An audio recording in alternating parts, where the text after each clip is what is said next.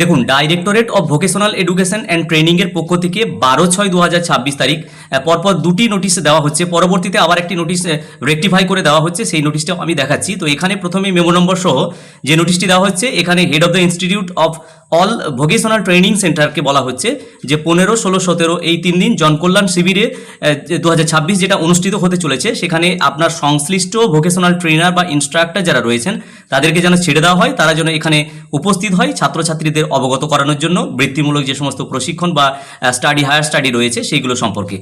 এবার একটি রেকটিফাইড একটা নোটিশ আবারও দেওয়া হচ্ছে, সেটাও 12/6/2026 তারিখে। সেখানে কি বলা হচ্ছে সেটাও আমরা দেখে নিই।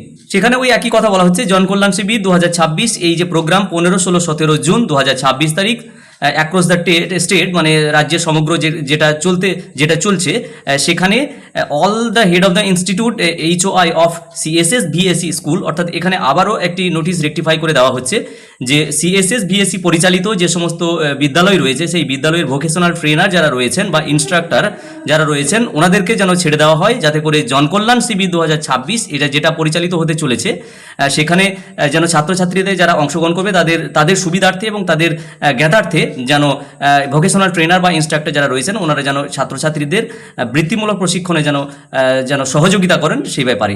সুতরাং CSS VSE স্কুলের যে সমস্ত ইনস্ট্রাক্টর বা ভোকেশনাল ট্রেনার রয়েছেন ওনাদের জন্য প্রথমে এটি প্রযোজ্য ছিল না, বলা হয়েছিল VTC অর্থাৎ ভোকেশনাল ট্রেনিং সেন্টারের জন্য।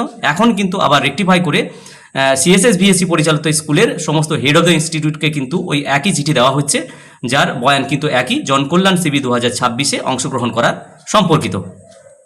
এবং এটা যে সমস্ত ট্রেনিং প্রোভাইডার রয়েছে সেই ট্রেনিং প্রোভাইডারের পক্ষ থেকে সমস্ত বিদ্যালয়কে ইমেলের মাধ্যমে জানানো হচ্ছে বিষয়টি, এবং রেকটিফাই করে জানানো হচ্ছে CSS VSE পরিচালিত বিদ্যালয়ের সমস্ত ট্রেনিং যারা ভোকেশনাল ট্রেনার বা ইনস্ট্রাক্টর রয়েছেন ওনাদের জন্য বিষয়টি প্রযোজ্য।